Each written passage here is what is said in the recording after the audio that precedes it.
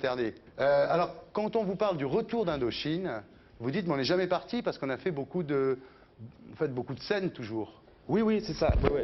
Pardon. Pendant toutes les années 90, vous avez tourné en fait. Quand on se disait où est passé Indochine, en fait, vous étiez sur scène en France. Effectivement, les radios, les télés nous passaient beaucoup moins que dans les années 80. Mais ce qui était plus, ça nous a rendu vachement service, puisque en fait maintenant, dans les années 90, entre guillemets, les mômes, je veux dire, ils sont pas dupes des médias. Voilà, c'est ça. Ouais. Ils prennent pas tout à la lettre. Et donc effectivement, on donnait des concerts tout le temps. Ouais. Et petit à petit, il y a de plus en plus de gens qui sont venus nous voir. Et c'est-à-dire que les gens qui sont venus nous voir nous aimaient vraiment parce qu'ils aimaient la musique. En fait, voilà. votre comeback en ce moment, c'est plutôt un comeback médiatique. Parce que... Oui, c'est un comeback médiatique parce qu'effectivement, bon, il ne faut pas se leurrer, la mort de Stéphane a provoqué, entre guillemets, encore un capital sympathie. Mais je veux dire, c'est comme ça. Et c'est vrai que la presse, maintenant, trouve qu'il y a un phénomène parce qu'on est là quand même depuis 20 ans et qu'on fait des concerts bourrés, machin et tout. Donc ils se disent, mais putain, on a oublié de dire que ça existait toujours. Et c'est vrai que... Mais vous avez des fans, hein. Moi je me souviens ici, il y avait Peggy Boucher. Peggy Boucher qui a traversé l'Atlantique à la rame, avec remporté comme 10 Indochine. Alors, non, mais j'ai vu l'émission, parce qu'on me l'a envoyé. J'ai dit, mais attendez, vous traversez l'Atlantique en écoutant Indochine, c'est pour aller plus vite. Et alors on a reçu des incroyables, un tas d'emails absolument incroyables de gens disant, mais vous n'avez pas honte de dire du mal d'Indochine à la télévision. Vous avez vraiment des fans, hein, vraiment des gens qui vous défendent, quoi. Mais je pense qu'ils peuvent être fiers parce qu'ils se battent tout seuls en fait. Respect et tout. Mais quand même, le groupe Indochine m'a causé beaucoup de tort dans mon adolescence, hein, vraiment. Ah bon. Parce que moi, c'était pas une musique sur laquelle je dansais. Et dans les booms que je faisais, c'était que Indochine tout le temps.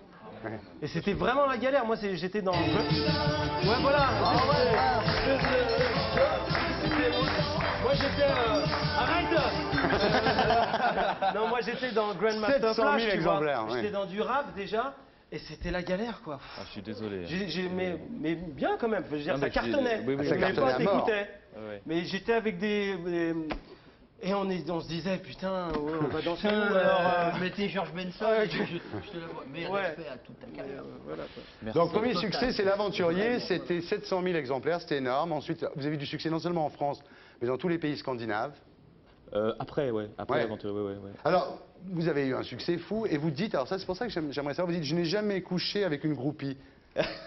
Ouais, j'ai dormi avec, mais jamais... C'est un de mes regrets. Alors, vous parlez justement d'un dîner en Suède avec Philippe Manœuvre, et vous dites qu'il avait la bave aux lèvres. Vous l'avez, non, ils étaient tous les deux en Suède, vous l'avez ramené à l'hôtel, et le lendemain vous avez dormi avec les filles. Vous n'avez pas touché. Non. Ça a été dur. Honnêtement, c'était dur. Mais effectivement, il y a 3 jeunes Suédoises qui sont venues manger à notre table après le concert. Effectivement, tout le monde avait des torticolis incroyables parce qu'elles étaient quand même genre Kate Moss, 18, enfin bon, peut-être un peu plus jeunes. Mais c'est un principe.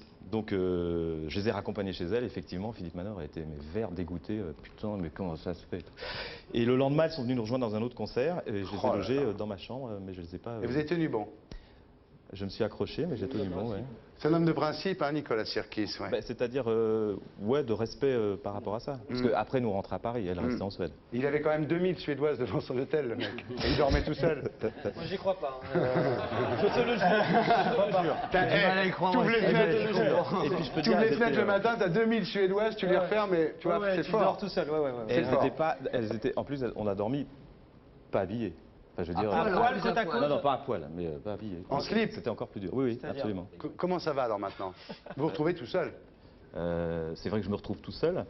Mais Stéphane et moi, on s'était juré qu'on voulait passer le cap de l'an 2000, parce que c'était plutôt rigolo, justement, d'être un groupe qui passait 2 siècles, avec tout ce qu'on avait enduré, tout ce qu'on avait, entre guillemets, subi, mais et donc, on réussit ça, et même si, effectivement, il n'est plus là physiquement, il est là aussi, donc ça va, je veux dire, là, on vient de faire une tournée... Ce qui est incroyable, c'est que justement, malgré le fait vous avez dit, on croyait disparu, etc., qu'on vient de faire un zénith bourré à craquer de gens entre 15 et 25 ans. Et ces gens-là, moi je suis fier d'eux parce qu'effectivement, ils aiment ce qu'on fait vraiment par passion, par sincérité, et pas parce que ça passe énormément à la radio ou par d'autres choses.